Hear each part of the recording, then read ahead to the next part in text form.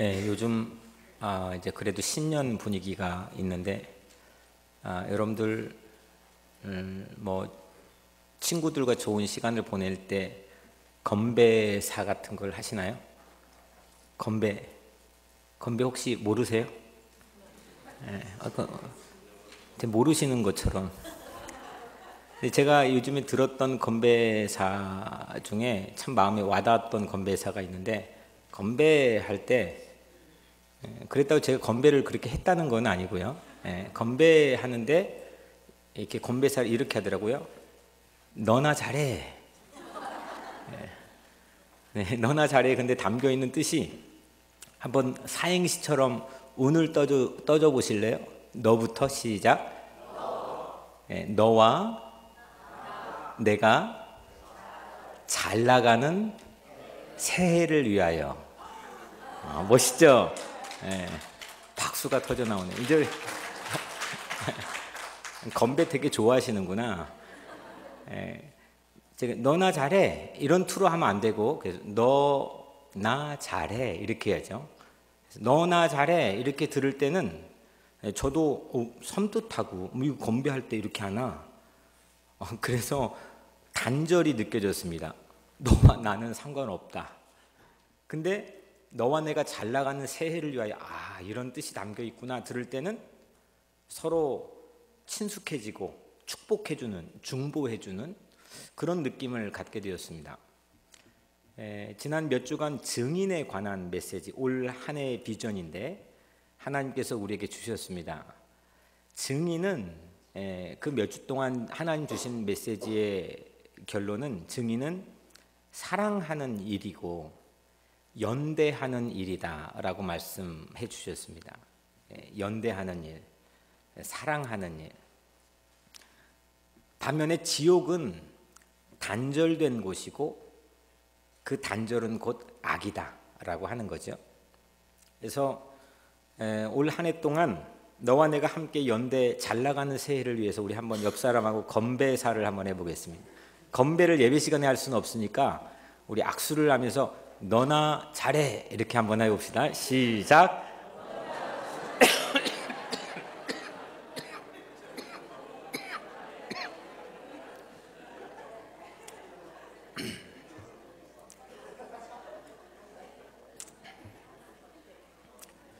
이제 하나님 말씀으로 우리가 좀 들어와 보겠습니다. 오늘 우리가 욥기 전파사 모임 때 할 본문을 가지고 동일하게 우리가 함께 나누게 될 터인데, 오늘 우리는 욥기 19장을 읽었습니다. 근데 욥기 그 바로 전장인 18장에서 빌닷이라고 하는 친구가 또 욥을 찾아와서 이야기를 했습니다. 그 이야기를 가만히 들어보니까 처음부터 마지막까지 아주 막가는 막말을 했습니다. 고난받고 있잖아요. 욥은 지금 고난받고 있는 욥에게 그 중에 이건 너무한다 싶은 한마디를 좀 여러분들에게 소개해 보면, 바로 전장 18장 19절에 이런 말을 하네요. 그는 그의 백성 가운데 후손도 없고 후예도 없고 그가 거하던 곳에는 남은 자가 한 사람도 없을 것이라. 결국은 너는 혼자야. 너는 이제는 네 자손도 후손도 후예도, 그리고 네가 머무는 자리에는 아무도 있지 않을 거야. 아주 악담을 퍼부었습니다. 이 악담을 들은 이 욥의 반응이 어떨까라는 궁금증이 혹시 여러분들 마음에 생긴다면 오늘 본문을 우리 함께 보면 됩니다. 욥기 19장 우리가 13절부터 29절까지 읽었는데, 외면을 당한 거잖아요. 버림을 받은 건데, 그 버림을 받은 욥이 이렇게 절규를 합니다. 오늘 13절에 나의 형제들이 나를 멀리 떠나게 하시니 나를 아는 모든 사람이 내게 낯선 사람이 되었구나. 자기 주변에 가까운 모든 알았던 사람들, 모르는 사람이 아니죠. 알았던 사람들이 전부 다 모두 떠나 그 사람들이 전부 낯선 사람이 되었다. 모르는 사람, 처음 본 것 같은 사람, 그런 사람이 되었다는 겁니다. 오늘 말씀 중에서 14절 보니까 내 친척은 나를 버렸으며, 15절에 보니까 내 여종들은 나를 낯선 사람으로 여기니, 16절에 보니까 내가 내 종을 불러도 대답하지 아니하니. 종을 불러도 대답하지가 않습니다. 17절은 이건 정말 섬뜩한데, 내 아내도 내 숨결을 싫어하니. 아니 그거 어떻게 잡니까? 이 아내가 내 숨쉬는 숨소리를 싫어한다는 겁니다. 18절에는 어린 아이들까지도 나를 업신여기고, 내가 일어나면 나를 조롱하는 거예요. 근데 일어나면 나를 그것도 애들이 나를 조롱합니다. 마지막 19절에 나의 가까운 친구들이 나를 미워하며, 완전히 이건 버림받았습니다. 외면받았습니다.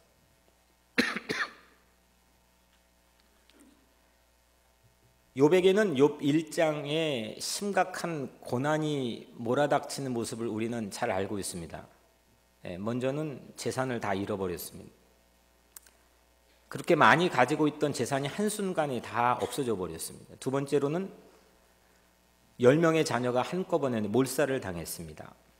그리고 마지막 모든 살갗에 악창이 나서 견딜 수가 없어 기왓장으로 자기 몸을 긁어야 될 정도로 건강에 심대한 타격을 입었습니다. 이렇게 큰 아픔을 가지고 있는 욥의 독백들, 대화들을 쭉 보면, 물론 그것도 자기의 삶에 치명적인 타격을 주는 고난이었지만, 그거보다 더 밑바닥으로 내려가 자기를 정말 죽음 문턱 앞에까지 데려다준 가장 큰 수모는 버림받는 자의 아픔이라고 고백을 합니다. 외면당하는 아픔, 고독, 인간의 실존의 외로움. 욥은 처절한 절규를 합니다. 20절, 22절 내 피부와 살이 뼈에 붙었고 남은 것은 겨우 잇몸뿐이로구나. 나의 친구야, 너희는 나를 불쌍히 여겨다오. 나를 불쌍히 여겨다오. 하나님의 손이 나를 치셨구나. 너희가 어찌하여 하나님처럼 나를 박해하느냐. 내 살로도 부족하냐. 지금 뼈만 남아있는 자신, 가죽은 악창이 나서 살은 모두 빠져버려 뼈만 남아있는 그 비참한 욥의 모습을 우리는 상상해 볼 수가 있는데, 그 욥이 자기 자신, 그런 잇몸뿐인 자기 자신을 불쌍히 여겨달라고 하소연을 합니다. 왜 이렇게 나를 모질게 대해야 되느냐? 구박하는 게 지겹지 않느냐?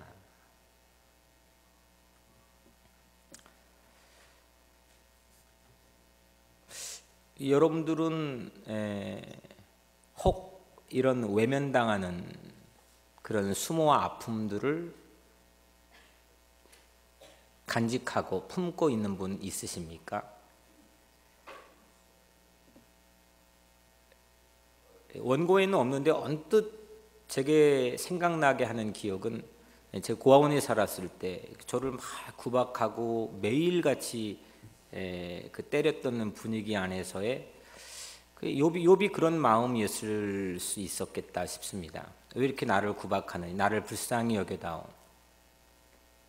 자기의 어떤 자존심이나 이런 모든 것들을 다 그냥 포기하고 내려놓고 제발 내 마음을 알아다오, 내 말을 좀 들어다오. 이런 심경을 우리에게 들려주고 있습니다. 철저한 단절이죠. 철저한 단절. 5가지 그룹이 전부 떠났습니다. 친척, 여종, 아내, 어린이, 친구. 아무도 남아있지 않습니다. 누구도 욥을 불쌍히 여겨주지 않는 그 처절한 단절 속에서 욥은 그런데 중요한 바램, 소원 하나를 밝히고 있습니다. 그 소원이 무엇이냐? 우리 한번 같이 읽겠습니다. 23절과 24절을 같이 읽겠습니다. 시작.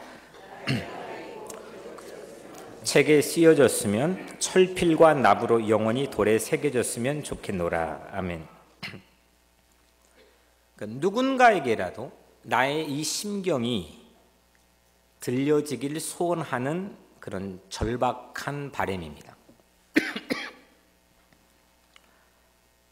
진짜 절박한 바람입니다. 누구라도. 그래서 철필과 납으로 내 마음이 언젠간 영원히 지워지지 않도록, 누군가 길 가는 길손이라도 그걸 볼 수 있도록 돌비에 새겨졌으면, 내 마음이 글로 쓰여졌으면, 이게 욥의 바람입니다. 자신의 이 안타까운 처절한 사정이 책이나 돌비라도 새겨져서 훗날 누구라도 자기의 마음을 알아주고 들어주고 동정해 주기를 바라는 그런 소원입니다. 그런데 아무도 듣지 않는 것 같은 그 순간에 하나님은 들어주셨습니다. 그 증거를 우리가 함께 오늘 보려고 하는데, 지금 자기 눈앞에 있는 빌닷도, 자기 마누라도, 친구도, 애들도, 부르면 왔던 여종도, 친척도 아무도 듣지 않는, 자기 말의 힘과 권위가 전혀 상실되어 버린 그 순간에 하나님은 듣고 계셨습니다. 그 증거는 바로 여러분들입니다. 철필이라도 가져서 영원히 지워지지 않도록 돌비에 새겨졌으면 했던 그 바람.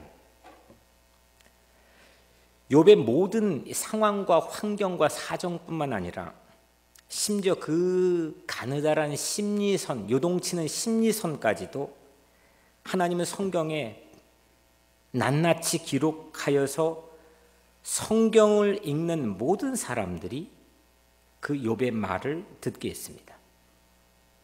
아멘. 지금부터 4200년 전 사람입니다. 욥이 어떤 동네에서 어떤 집에서 말을 했는지 우리는 정확한 지리적인 추정을 할 수가 없습니다. 그런데 그 욥의 말을 지금 우리는 이 성경을 통해서 듣고 있습니다. 이것은 당시 하나님께서 욥의 신음을 듣고 있었다고 하는 가장 명백한 증거 아니겠습니까? 이건 하나님의 말씀이니까요. 성경이니까. 성경에 기록된 걸 우리는 듣고 있는데 하나님께서는, 그럼 욥의 심정과 욥의 말을 모든 친구들은 듣지 않았어도 하나님은 욥의 말을 듣고 있었다는 것. 여러분들의 상황에서도 마찬가지입니다. 여러분들을 외면당하고, 특히 우리 같은 소수 인종으로 이 이민 삶을 살아가는 우리들이 수없이 경험하는 상황들,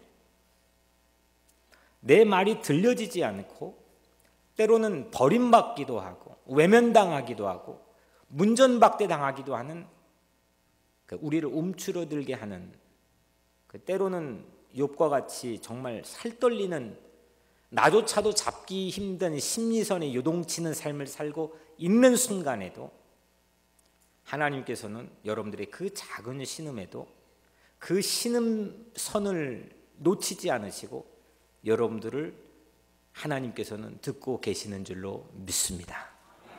믿습니다. 최후의 고통, 인간의 마지막 최후의 고통은 공교롭게도 버림받는 단절입니다.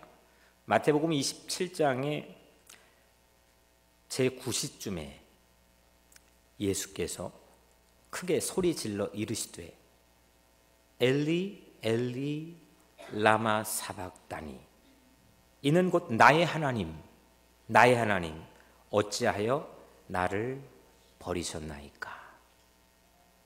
그리고 운명하셨습니다.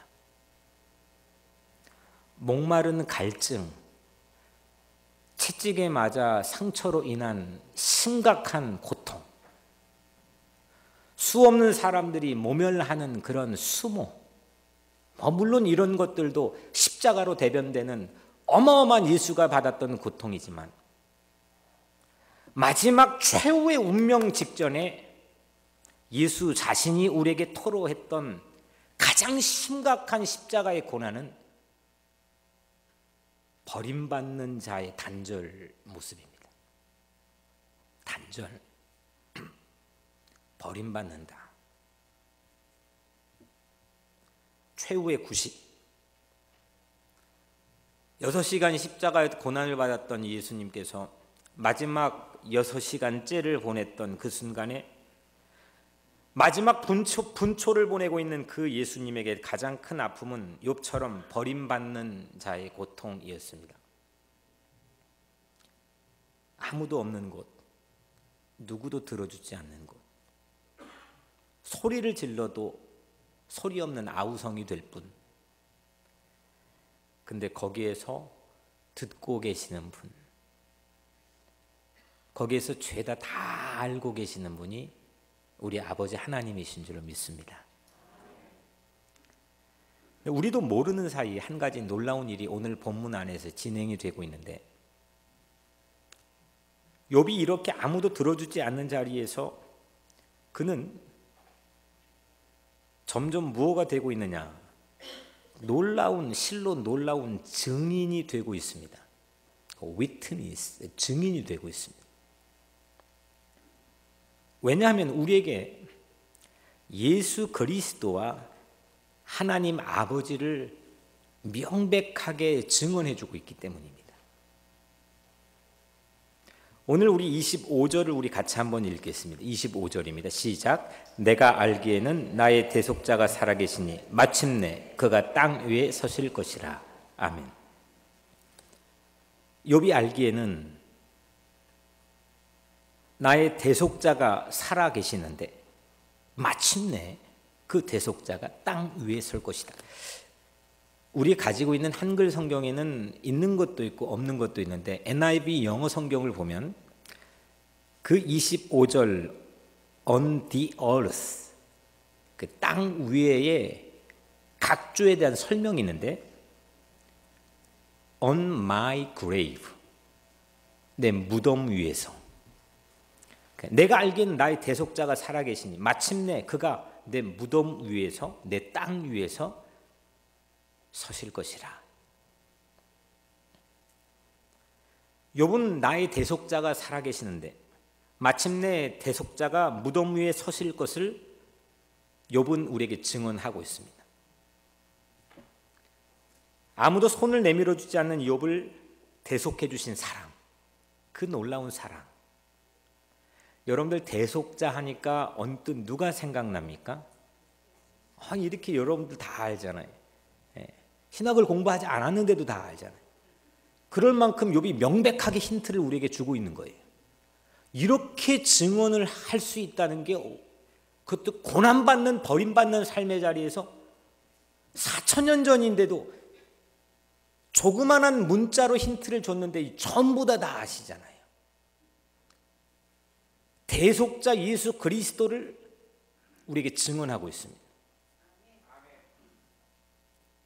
구약은 신약은 예수님께서 우리에게 오셔서 약속을 성취하는 책이라면, 구약은 그 메시아가 오실 거라고 하는 것을 예고하고 약속하는 책이죠. 구약의 수없는 많은 곳에서 메시아 그리스도가 오실 거라고 하는 약속을 우리에게 주고 있는데, 보석처럼 빛나는, 다이아몬드처럼 빛나는 메시아에 대한 예언의 말씀이 바로 이 구절입니다. 내가 알기에는 나의 대속자가 살아계시니 마침내 그가 이 땅 위에 서실 것이라. 독자인, 이 성경을 읽고 있는 독자인 우리들에게는 예수를 생각나게 합니다. 증인입니다. 욥은 증인입니다. 버림받는 고난으로 인해서 대속해 주시는 십자가 예수의 넓은 은혜를 말하고 있습니다. 예수보다도 2200년 전 사람인데 그 사람이 예수를 증언하는 놀라운 일들이 오늘 말씀에 우리에게 들려지고 있습니다. 이 찬양 아시죠? 예수도 알기, 오늘 한번 같이 해볼까요? 예수도 알기 원하네 크고도 넓은 은혜와 대속해 주신 사랑을 간절히 알기 원하네. 내 평생의 소원, 내 평생의 소원, 대속해 주신 사랑을 간절히 알기 원하네. 내 평생의 소원, 내 평생의 소원, 대속해 주신 그 넓은 사랑을 간절히 알기 원하네. 아멘. 오늘 욥은 그 버림받는 삶의 자리에서 버림받았던 예수 그리스도의 대속의 사랑을 우리에게 증언하고 있습니다.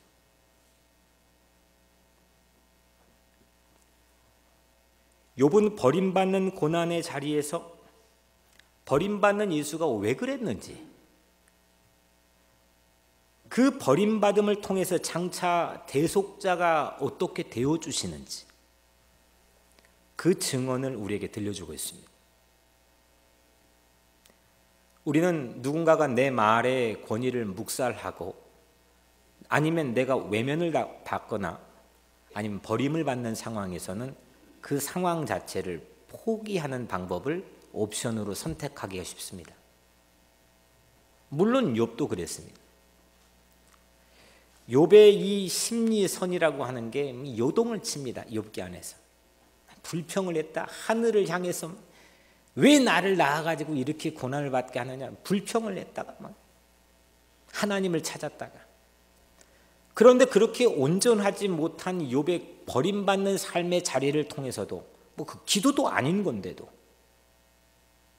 하나님께 찬양한 게 아닌데도 불구하고 그 하나님께서는 그걸 놓치지 않으시고 그 욥의 소원을 들어서 욥을 통해 예수 그리스도를 증언하는 증인의 반열에 올려놓았습니다.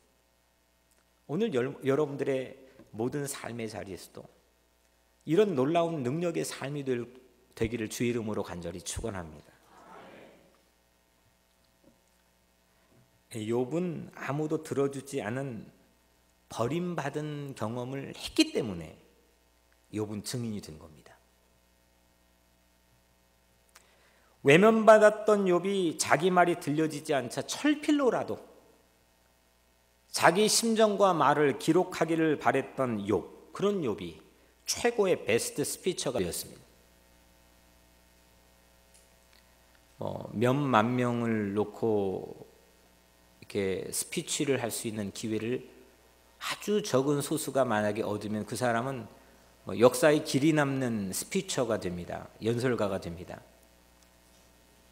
근데 무대에서 노래를 부르고 공연을 해도 손님이 관객이 하나도 없고 들어주는 사람이 아무도 없는 그런 욥이 지난 수 없는 세월 동안 수많은 사람들에게 자기의 말을 들려주고 듣게 하고 읽게 하고 외우게 하는 그런 놀라운 능력을 우리에게 보여줬습니다. 세상의 역사를 움직여진 힘이 뭘까? 한국의 모 교회에서 한 20만 명이 주일마다 모여서 예배를 드리죠. 너무 대단한 일이고 너무 감격스러운 일이라고 생각을 합니다. 하지만 지난 2000년 역사에서 그것 때문에 하나님께서 역사의 분기점을 만들었다는 건 저는 교회사를 통해 들어본 적이 없습니다. 오늘 욥처럼 버림받는 자리에, 순교하는 자리에, 박해받는 자리에, 어려운 자리, 가난한 자리, 외로운 자리, 고독한 자리에서 적은 자리, 적은 사람이 모여있는 자리, 아무도 그걸 들어주지 않는 자리, 하지만 자기가 탄식했던 삶에 진실한 예수를 증언했던 고백을 통해서 역사는 움직여왔다고 하는 걸 우리는 알고 있습니다. 혹 여러분들의 삶의 주변에 여러분들이 마치 버림받은 것처럼 외면받은 것처럼 그렇게 곤란한 삶의 형편에 놓여 있다고 한다면 오늘 욥을 반면교사 삼아 오늘 여러분들의 삶에 새로운 하나님을 사용하는 증인의 삶이 될 수 있기를 주님 이름으로 간절히 축복합니다.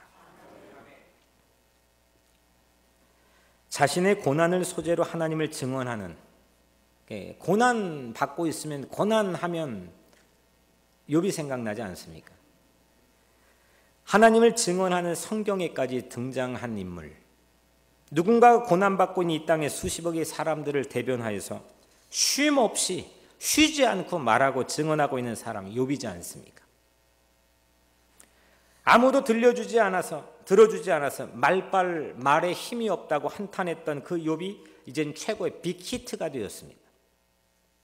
만약 이런 가정을 해보았습니다. 만약 고난이 없었다면, 욥에게 욥의 1장이 없었다면,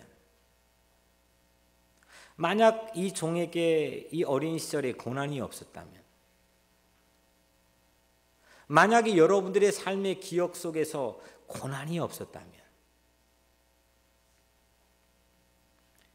욥은 그 고난이 없었다면 그냥 동방의 현자로 자기 동네에서 그냥 말빨이나 셌던 유지 정도에 불과했을 겁니다. 고난이 없었다면 그는 많은 것들을 누리고 많은 것들을 가지고 소유하며 정말 의롭게 살았던 동방의 현자로 소개되고 있지만, 고난이 없었다면 그는 많은 사람들이 자기 이야기를 들어주는 관객들이 있었을지언정 그는 오늘 성경에까지 등단하게 되는 증인의 삶은 살지 못했을 겁니다. 인생이라고 하는 건 예측 불허입니다. 예단해서 추정해서 그 길로 가겠다 싶은 게 하나도 없습니다. 성경도 마찬가지입니다. 오늘 그런 삶을 살았던 한 소녀 이야기를 여러분들에게 잠깐 들려드리려고 합니다. 불과 17살 나이입니다. 17살의 나이로 노벨 평화상을 수상한 파키스탄 소녀 이야기입니다. 이름이 말랄라인데, 그는 자기가 받은 고난을 통해서 세상에 엄청난 증인의 삶이 무언지를 보여주었습니다. 2012년 10월 어느 날이었습니다. 별거 안 됐죠. 당신 15살, 이 말랄라는 여느 날처럼 학교에 등교하기 위해서 집을 나섰습니다. 이 소녀는 행운아였습니다. 파키스탄의 여자아이는 학교 교육의 기회를 거의 얻지 못합니다. 당시에 이 파키스탄의 여자아이들은 학교에 가기는 거의 불가능에 가까웠습니다. 근데 이 말랄라는 집안 형편이 유복한지도 않았는데도 불구하고 그런 기회를 얻었습니다. 그래서 그녀는 여자아이의 목소리를, 교육을 받지 못하는 여자아이의 목소리를 대변하는 꿈을 가지고 정말 열심히 공부를 해왔습니다. 그런데 그날 또 말랄라는 어김없이 낡은 그 학교 트럭에 올라탔습니다. 그 사진을 보니까 우리 IT에 가면은 그 타는 트럭하고 뭐 똑같더라고요. 그런데 지저분하고 냄새가 나는 개천을 막 지나가는 순간 갑자기 트럭이 탁 하고 멈췄습니다. 테러리스트 탈레반이 눈앞에 나타났습니다. 그리고 그 탈레반의 한 명이 그녀를 향해 총을 쏘았고 그 총알이 이마의 왼쪽을 관통했습니다. 세 발의 총알이 이 말랄라의 왼쪽 눈과 왼쪽 어깨를 통과했습니다. 피가 낭자했고 이 소녀는 정신을 잃고 말았습니다. 그리고 몇 시간이 한참 흘러 깨어보니까 영국의 한 병원이었습니다. 모두들 기적이라고 했습니다. 그 순간, 눈을 뜨는 순간 자기도 모르게 그런 생각을 했다고 합니다. 이제 교육의 기회를 박탈당한 이 세상의 모든 아이들, 나중에 숫자가 보니까 6,600만 명 소녀들의 이야기를 대변하고 말하는 삶을 살아야지. 그가 유엔에서 이런 연설을 했습니다. They failed. Terrorists thought they would change my aim and stopped my ambition. 그들은 실패했습니다. 그들은 제 목적을 바꾸고 제 꿈을 멈추게 하려고 했습니다. 하지만 그들이 제 인생에 바꾼 것은 아무것도 없습니다. 이것 한 가지 외에는요. 나약함, 공포, 절망, 제 안에 있던 이런 것들은 죽었습니다. 그리고 강한 힘, 용기는 제 안에 다시 태어났습니다. 말랄라는 모든 여자아이들이 동등한 권리를 가지고 좋은 교육을 받게 하기 위해 세계 평화가 있기 원하는 삶을 꿈꾸기 위해 지금도 동분서주하며 살고 있습니다. 고난이, 예기치 않았던 고난이 그녀를 최고의 증인으로 세웠습니다. 교육의 기회를 박탈당한 이 땅의 많은 여자아이들을 대변해 6,600만 명을 대변해 그 땅의 현실을 증언할 수 있는 증인의 삶을 살게 된 것은 그는 고난을 받았기 때문입니다. 그의 책 나는 말랄라는 지금까지도 1년이 넘게 뉴욕타임즈 베스트셀러 1위에 랭크되어 있습니다. 그리고 2014년 17살의 나이로 최연소, 지금까지 역사상 최연소 노벨 평화상 수상자가 되었습니다. 말랄라는 그날 고난의 아침, 그날 당했던 그 고난의 아침으로 인해서 교육 기회가 없는, 또 교육 기회로부터 외면당한 6,600만 명의 세계 어린 소녀들의 증인으로 다시 태어났습니다. 우리는 모두 다 욥처럼 성경에 등재되거나 아니면 유엔의 대강당에서 연설하는 영웅처럼 되자는 것은 아닙니다. 우리에게 고난은 어떤 가치인지, 그 고난이 우리에게 줄 수 있는 것은 무엇인지 그걸 진지하게 물어야만 하는 것을 말살라나 욥은 우리에게 말해주고 있습니다. 내 안에 있는 고난, 특별히 외면당한 고난, 그 고난을 통해서 우리는 증인이 될 수도 있고 그 상처를 가지고 우리는 악인이 될 수도 있습니다.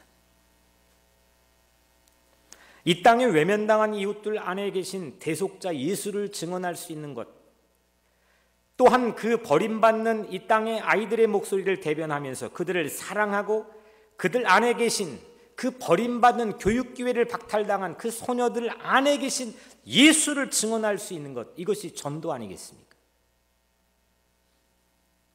오늘날 교회가 요즘 뭐 많이 하지도 않지만 전도지를 가지고 수없이 나갔습니다. 물론 소중하고 가치 있는 일이고 우리 교회도 합니다. 하지만 진정한 예수님께서 우리에게 말씀하신 전도는 무엇일까? 며칠 전 지난 목요일 워싱턴 DC에 저는 다녀왔습니다. 지금 미국 전역이 셧다운, 연방정부의 일시적 업무 정지로 인해 저마다 몸살을 앓고 있습니다.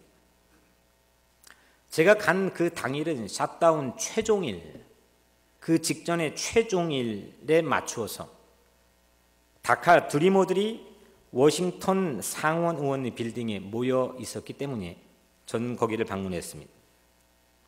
그 다카 드리머들은 어린 시절 그냥 부모 따라서 자기가 의사 결정할 수 있는 상황이 아니었고 부모 따라 여기에 와서 어쩌다 보니까 자기들은 서류 미비자들이 되었고 지금 학교와 직장에 다니고 있습니다. 그들은 유수한 학교에 다니고 있는 아이들도 있었고 훌륭한 직장에 다니고 있는 아이들도 와 있었습니다. 그러나 그들은 외면당하기 일보 직전이었습니다. 그리고 저는 예수님의 이름으로 그들과 함께 서 있는 교회의 모습을 마음에 그리며 그곳에 갔습니다. 우리가 처음 방문했던 것은 미국의 100명 상원 의원들이 있는데 거기에 전부 다 모여 있고 그날 셧다운 직전의 최종일이었기 때문에 동분서주 그 빌딩이 난리였습니다. 근데 그보다 더 난리였던 것은 전국에서 모은 1000명의 다카 드리머들이 335 그 방을 전부 다 들어가서 자기의 소원과 바램을 절규하듯이 쏟아냈습니다. 저희는 뉴욕주 상원 의원인 그리고 민주당의 원내대표인 척 슈머 상원 의원 방에 갔습니다. 이 아이들이, 다카 드리머들이 바닥에 앉아갖고 절규를 하는데, 자기 꿈을 이야기하면 울며 절규를 하는데, 저는 거기 100명의, 미국을 움직이는 100명이 거기에 있는 거예요. 저는 이렇게 딱 들어가는 순간 좀 위압감을 느꼈습니다. 근데 이 다카 드림은 무슨 백을 가지고 이렇게 고래고래 소리를 지르고 자기의 소원을 절규하듯이 뿜고 있는지, 저는 그 용기의 근원이 궁금했습니다. 상원 의원 방에서 그 바로 밑에 있는 보좌관이 나와서 뭐라고 하는데 꿈쩍도 하지 않습니다. 나중에는 그 척 슈머와 상원 의원 보좌관이 함께 나와서 우리에게 모든 질문에 오픈해 다 들어주고 아주 시크릿한 내용까지도 다 함께 오픈해 그 다카 드리머들에게 용기를 주었습니다. 제가 가장 인상적이었던 한마디는, 그 다카 드리머들이 그 방에서 외쳤던 한마디는 이런 말이었습니다. 여기는 우리가 주인이다. 우리가 뽑아준 국민이 여기가 주인이다. 보좌관이 아무 말도 하지 못했습니다.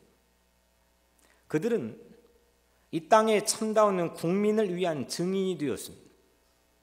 자기가 버림받고 외면당하기 일보 직전인 그 절박한 삶의 자리에서 오늘날 미국이 가치를 상실하고 있던 미국 본연의 자유와 평등의 가치를, 인간 존엄의 가치를 그들은 국민을 대변해서 증언했습니다. 욥도 이 다카들도 애시당초 이걸 증언해야 되겠다라고 그런 준비된 삶의 궤적을 가지고 거기에 서지 않았습니다. 버림받는 삶의 자리, 외면당하는 삶의 자리가, 그 고난이 그들을 참다운 증인으로 세웠습니다.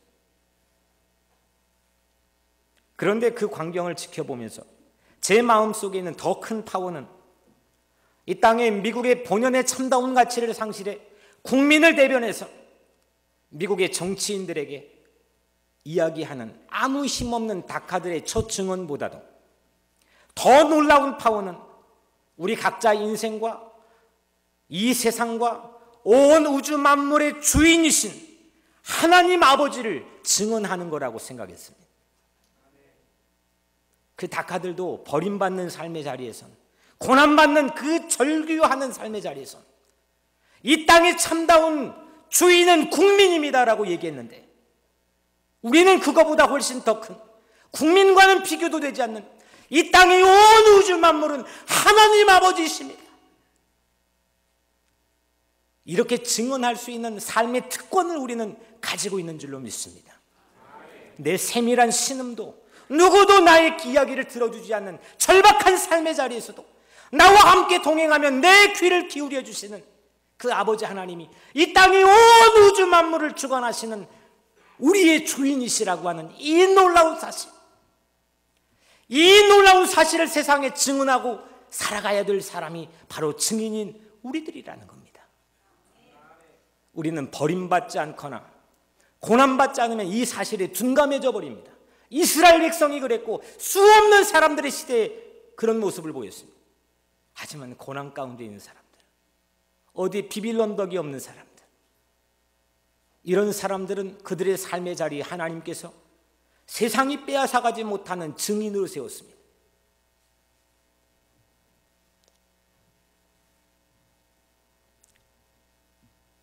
오늘 또 우리 말씀 안에 26절을 한번 보겠습니다. 우리 26절 같이 한번 읽겠습니다. 내 가죽이 벗김을 당한 뒤에도 내가 육체 밖에서 하나님을 보리라. 아멘. 내 가죽이 벗김, 그 가죽은 지금 악창이 나 있습니다. 어디 하나 성한 데가 없습니다. 그 가죽이 벗김을 당했다는 건 죽었다는 겁니다. 그 죽은 뒤에도 욥은 내가 육체 밖에 나와 영이 바깥으로 나오는 유체 이탈하는 과정에서도 나는 그 과정에서 하나님을 볼 것이다 라고 증언하고 있습니다. 놀라운 겁니다. 먹고 살기에 바쁘고 내 자식 키우는 거에 바쁘고 그 육체 안에 사는 거에 내 모든 관심을 빼앗겨버리는 오늘날의 교회와 모든 시대의 사람들인데, 욥은 모든 것 잃어버린 삶의 자리에서 내가 그 영이 유체 이탈을 하는, 내 영이 빠져나오는 내 삶의 끝자락에서도 나는 하나님을 볼 것이다. 하나님을 증언하고 있습니다.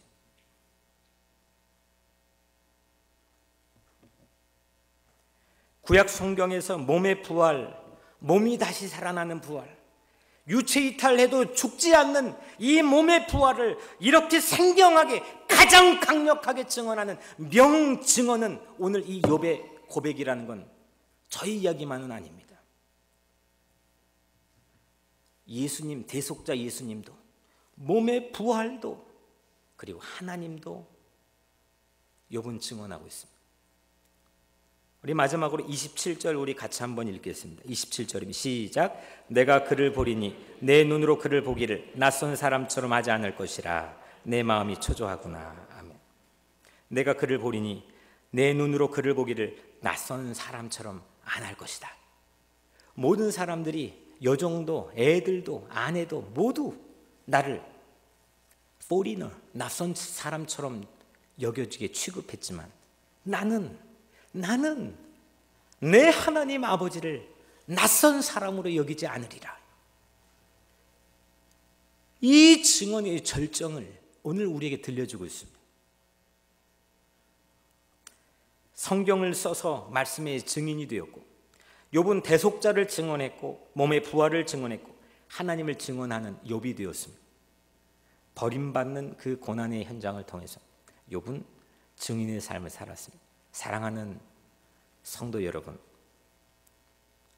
오죽했으면 철필로라도 내 말이 기록되어 읽혀지길 원했던 그 철저히 단절된 욥의 그 소원을 하나님은 들어주셨습니다.